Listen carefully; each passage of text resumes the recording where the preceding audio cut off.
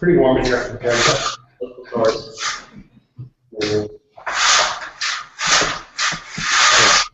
Making some minor environmental adjustments in the office.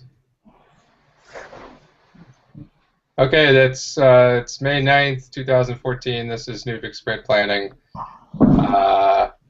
I'm Matt, and we've got Austin, Scott, and Subutai in the Numenta offices. So let's get started. The first thing I wanted to talk about, I want to go through the tickets. I think we're just going to go through NuPIC and NuPIC Core tickets. But so I've been sort of out of the loop this sprint, doing hackathon stuff, but there has still been a lot of activity going on, and I want to make sure that our plan for especially the community's development on NuPIC is aligned with our priorities. Basically, everybody's working towards the same goals. So that we've noted that there's been a lot of work recently, and a lot of it's not necessarily moving towards our plan in the core extraction or towards usability necessarily. A lot of it's been code cleanup and other sort of tertiary work, optimization. Not that that's a bad thing, but I think we need to at least emphasize the fact that we only have a limited pool of volunteer workers for this, and if people are working on things other than what is prioritized for NuPIC, then it's going to take longer for the prioritized goals to get completed. So anybody who is watching that and has a comment on it, I'll probably send an email to the mailing list over the weekend, sort of on this topic, and probably to the hackers mailing list to make sure that we all agree on what our priorities are. Because I don't think this past sprint we really did anything that moved us towards a well-defined NuPIC Core API. I don't know if any of you guys have any comments on that subject.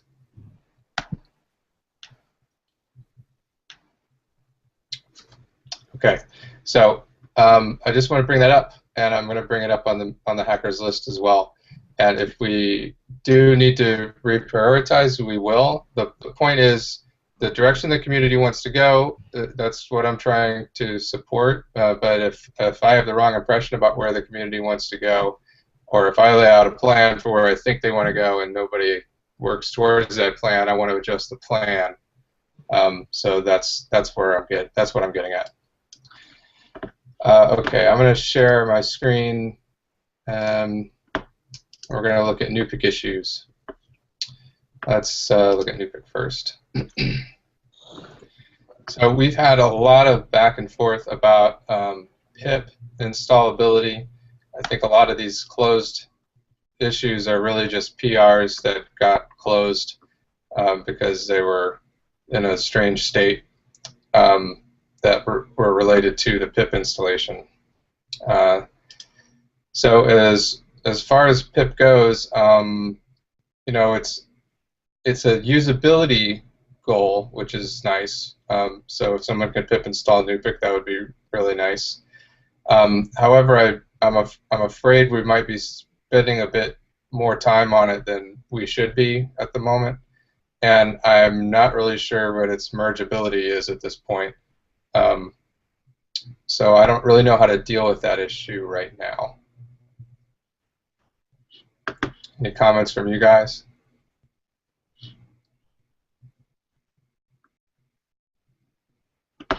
I can't hear you if you're talking. So I have you muted.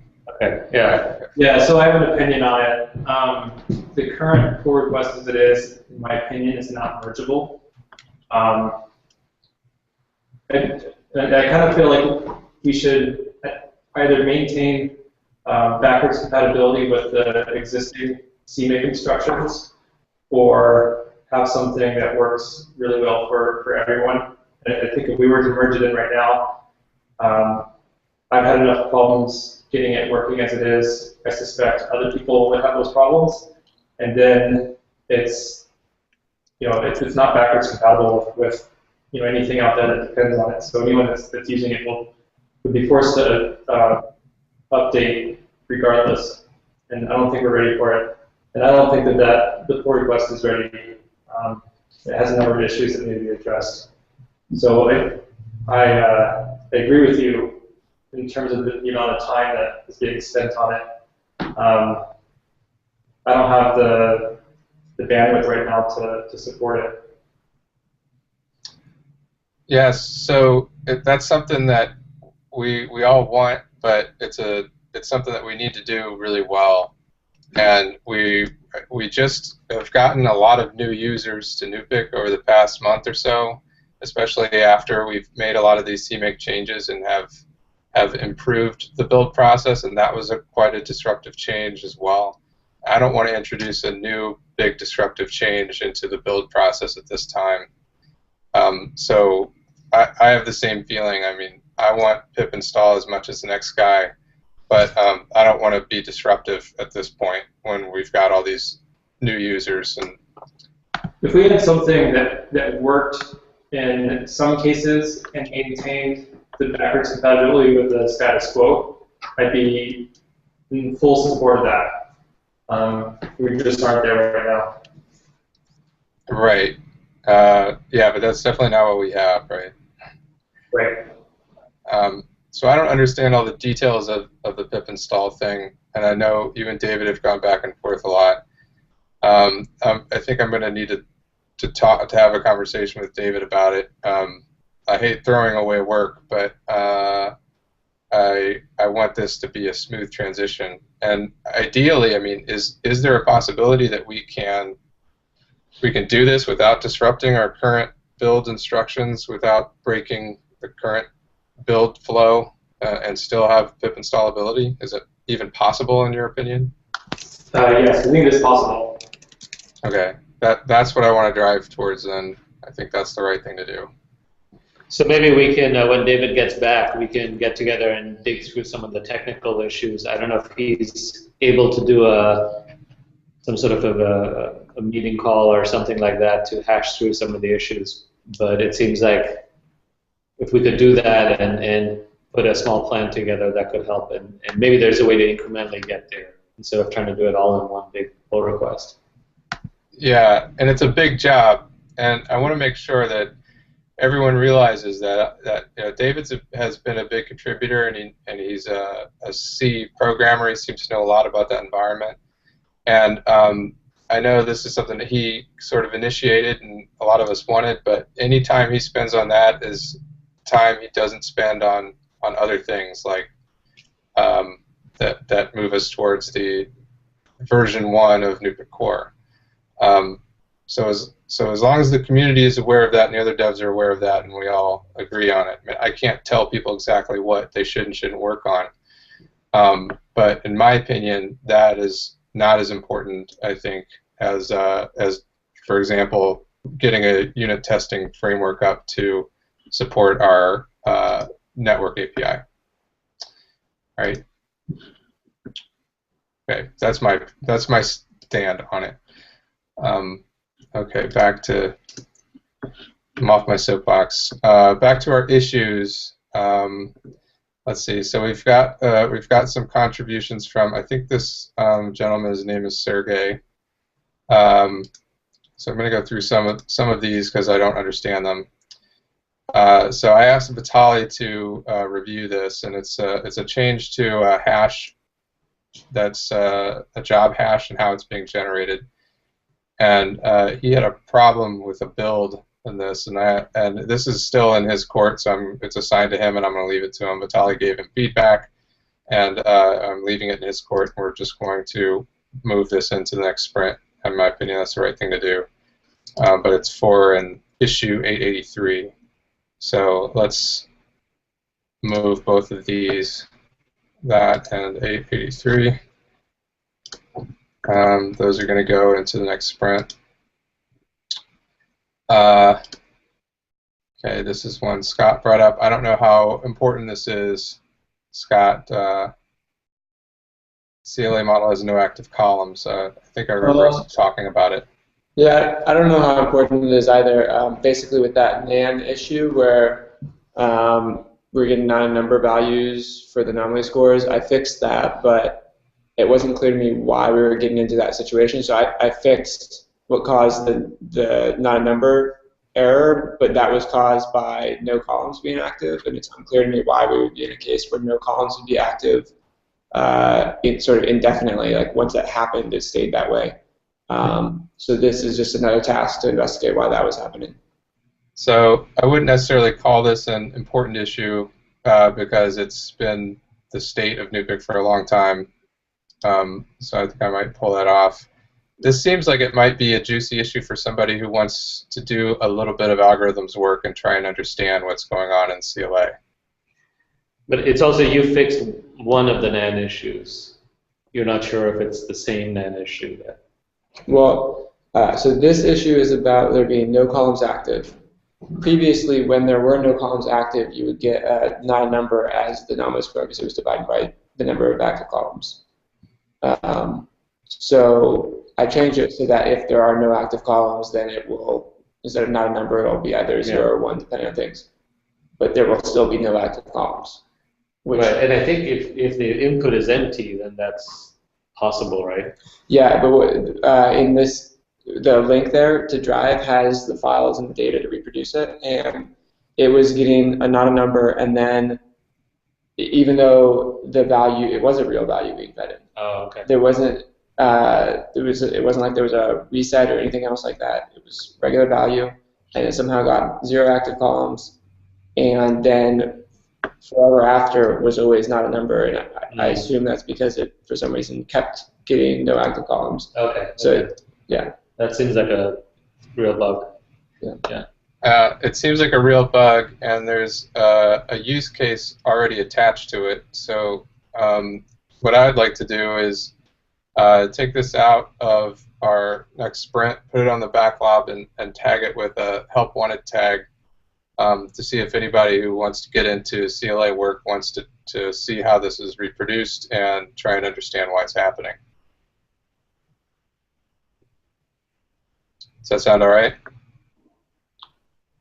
It's fine with me. I mean, from my perspective, it's not a humongous priority if we're not seeing it in something, although whoever reported this initially may have a different opinion about that because it may still affect them. Yeah, that was B. Ritchie. Although at least he's not getting NANs back anymore. Yeah, but from my understanding, it was, well, from what I saw, I'm guessing he's still not going to be getting good results, but right. I guess I could validate that. Well, maybe he'll take the initiative to dive into it. Okay, so I think I'm going to pull that one out. Chaitin, you've got these two that you were working on. One's a pull request. Respect to 837. Is this something you're still actively doing? Yeah, it's in review still, so okay. Just waiting on someone to review it, and then I can start on the C++ side of things. It looks like it's not building. You might want to look into it. Well, it's not. This one's not going to build anyway because it's going to fail the C++ compatibility test. Oh, okay. The C++ change. That's what I said at the top. So the review I'm waiting on is just a kind of a does it make sense review, and then I can do the C++ side, and then this will pass. Right. All right. We'll move these along. Okay. Oh, this is for one of us to look at. Yeah. Sorry, what was that? Quality. Okay. Visual quality. Yeah. How come it doesn't show up in my... Oh. Oh, there it is. Oh. It's weird. I have to refresh the page. I thought I... Oh, I'm in pull requests. Sorry. Okay. This one, Chaitin, what's it? Are we waiting for Ian to review this? This one is a somewhat easy proposal, but oh no. Oh, it's yeah. Everyone said it's okay, so we can we can act on it, but there's no PR for it. There's no PR. Okay. Yeah, it's just a proposal. Should it be put in the next sprint? It's a cleanup task to make the SP implementation more easily understandable. Okay, So so- that,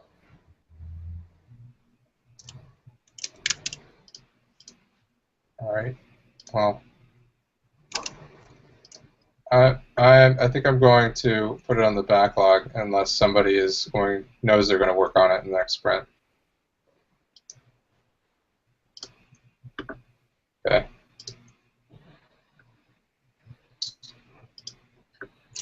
Assert that the number of input dimensions equals the number of column dimensions. Yeah, this is assigned to Ian. yeah, waiting review. Okay, waiting for review. Fixes this. We'll move that one as well.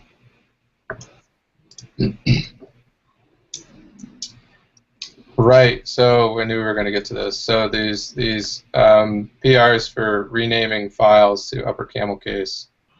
So this whole discussion, and I commented on this today. In my opinion, the vote is too close, and there's not enough people involved, especially on the last one. So we kind of had a larger vote initially, and then on the last vote it was just a few people voting. And in my opinion, in that situation, we should not change. If there's a vote to change and the vote's too close and there's not enough people voting, in my opinion, we should just keep it as the status quo or whatever is currently the convention. That being said, I think part of the impetus for this was that a lot of our code doesn't apply the convention. So there probably should be some PRs that come out of this to update any code that doesn't meet our conventions, our C++ naming conventions.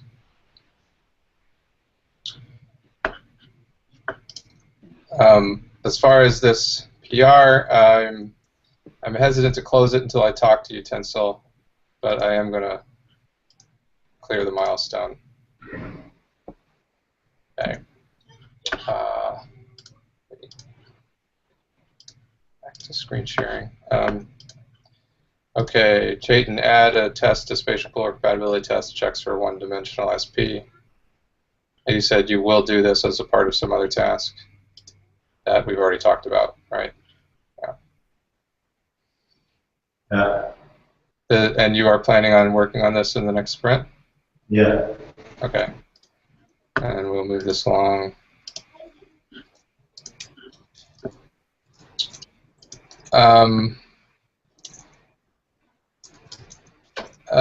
This one I think I'm going to close. I don't think that it functionally makes a difference. So I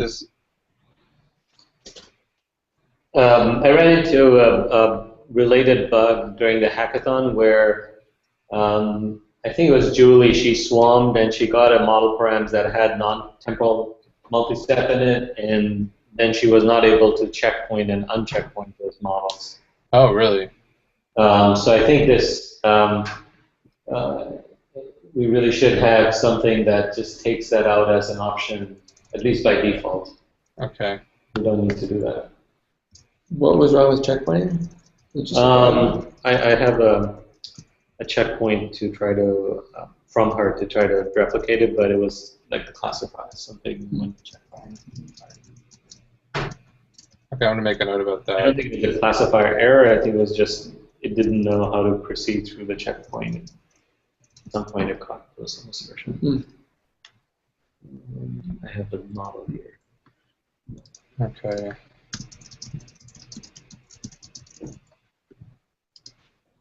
So we should probably keep this on our scope. It's just a swarming bug. We've uncovered a lot of swarming bugs recently.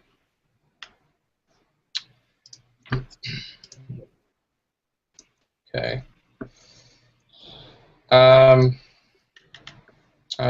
This is the Mark's fix for the Intax developer build woes. That at the end of it, there was a discussion about what could be done to make this PR more useful to everybody else. Yeah, it's a classifier problem. Yeah. Wait, this is? There may be something earlier. Oh, you're talking about something else. Okay. But it's sort of in Mark's court, so I'm gonna put it on the backlog. I don't know what his status is. I haven't heard a whole lot from him. Okay. Okay. Yes, NuPIC should be pip installable. We'll bump this along just to see what happens with that. But actually, since I don't think anybody should work on this in the coming sprint, since David's going to be gone, so maybe we should just pull this off. That's probably a better idea. Okay. Yeah, we still have. I think this is still a valid issue. We still do not have an equivalent of this X developer build setting, which everybody's complained a lot about. So somebody should help with this. We need to find something that works, or introduce the functionality back in somehow. Yeah, I have a feeling this is like a really easy bug, but it just requires someone to understand the syntax of the CMake file. Yeah. So let's put this back. This will go into the next milestone. And there's one more bug in running Python tests that I have not been able to figure out. I'm going to ask again on the mailing list if anybody has seen this failure. I don't think I've ever seen this failure. It's an assertion error in a test, and I'm a little bit, I can't remember exactly what we ended up with, but it continues to happen, and even in different environments it continues to happen. And the last error we saw was a type error in the NuPIC engine and it was something I'd never seen before. So I think it still needs investigation. I'm not sure that I'm going to be able to do this investigation this sprint, but I don't want it to fall off our plate just because it's somebody who's trying to run NuPIC and not being able to. They can run it apparently, but it's the tests are failing, so there's something wrong. So this is unassigned and currently help wanted. I'll try and ask if anybody can work on it. Okay. So let's close sprint 21 here. Move to sprint 22. Okay, we've got 13 issues, and I think these are mostly the issues that we just pulled out. I think there's a few of them, like NuPIC runs on Solaris, that we had thrown in there. So NuPIC core, we've got 12 open issues. So we've got this 64-bit assembly thing, and there's a PR for this. And the last discussion was between you guys. I don't know if this is mergeable or not, Subutai. What is your take on this? I thought this wasn't this merged? There was another one that was merged, and that was just like a one-line change. This one is a bit more significant, I believe. Oh, okay. So you guys were reviewing it. However, nobody's actually given it a thumbs up, although the build passes. So I'm not sure what to do with it yet. It's issue 94. I think I was okay with it.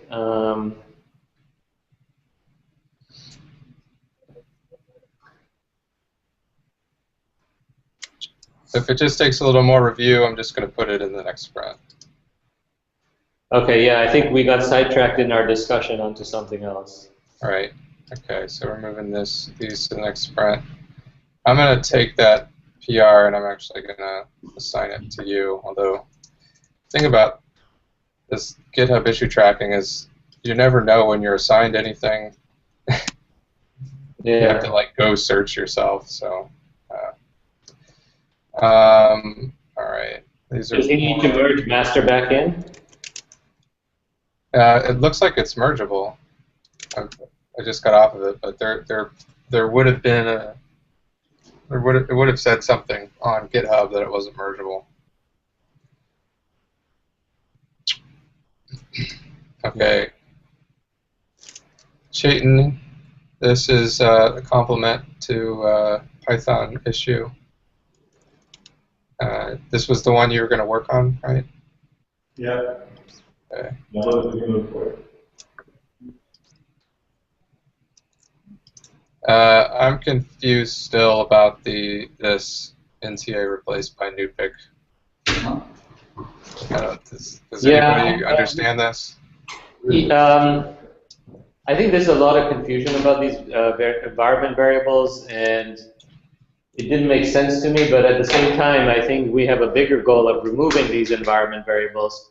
So I think any PRs related to renaming environment variables and moving them around, it just causes so much headache for everyone, and they're all backward incompatible. I think we should just go ahead and remove the environment variables rather than keep renaming them and then remove them eventually. Yeah, that makes sense. It just doesn't make sense to me why we keep renaming and changing the environment variables if each one is so painful, but everyone agrees the end goal is to remove them completely. Okay.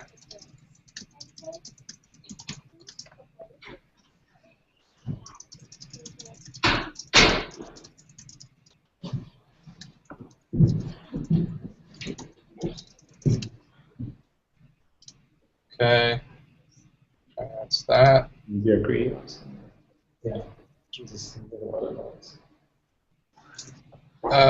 Okay, so these two I'd like to keep in. These go along with our core extraction goals of defining and documenting the network API. So I want to try and keep that in scope. Yeah, the camel case one I'm dropping off. Help text for CMakes options is missing. That seems probably relevant. Let's give this a help wanted and see if anybody picks it up. That's low-hanging fruit. Probably even say UB. Anybody who knows CMake and how to document should be able to do that.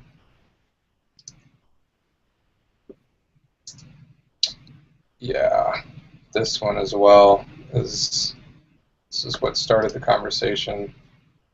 Like I said, once I talk to Utensil, I don't want to ruffle any feathers in that by just closing things before we discuss that.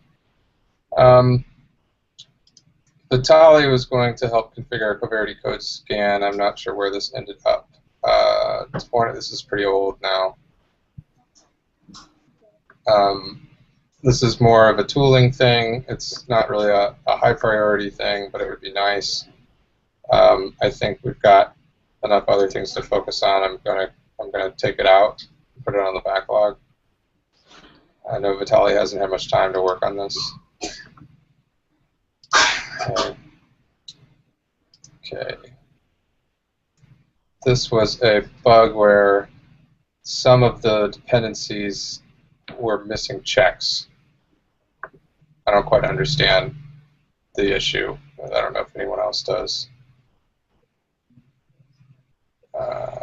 So there was a good amount of discussion about this. Where did we end up? The issue is valid, so so there's still discussion about it, but nobody's actually done anything. This is just an issue. I'm going to put this on the backlog and see if anybody picks it back up. I still think this is important, so I would like to keep this in. This is something we need, I believe, for moving towards a version release of NuPIC Core. Okay. All right. Closing out Sprint 21. Sprint 22, we have got these 8 open tickets, so got 8 issues in NuPIC Core, 13 issues in NuPIC. I think that's fine with me. I don't know how relevant it is to continue to go over all of the handful of satellite and support projects around NuPIC in this meeting. I think I'm going to start focusing entirely on just the core code bases, NuPIC and NuPIC Core. Does anyone else have an opinion on that? Yeah. Okay. All right. Let's do a little retrospective here. I don't really have much to say. Like I said, I was really focused on other stuff this sprint, so I kind of fell behind tracking issues. So thanks to you guys for helping out to monitor some of the things like the pip installable PR, Austin, and Chayton. I know you had a lot of tickets that came and went that you were working on. So I didn't really pay attention to a lot of that, or I paid attention to as little as I could. So in the upcoming sprint, I'm going to try and refocus our efforts and make sure that our priorities are aligned with the community's priorities, or vice versa. Does anybody else have any feedback for me or the process or anything? I think the hackathon definitely got in the way there. So that was not a bad thing, just the way it was. Yeah, that's true. Not a bad thing. The hackathon went great, so I'm very happy with that. Now it's time to refocus on the tasks at hand. All right, guys, we're right on time. So half an hour sprint planning for NuPIC. Thanks for joining in, and we'll see you guys on the mailing lists. All right, thanks. See ya. Bye, guys. Bye.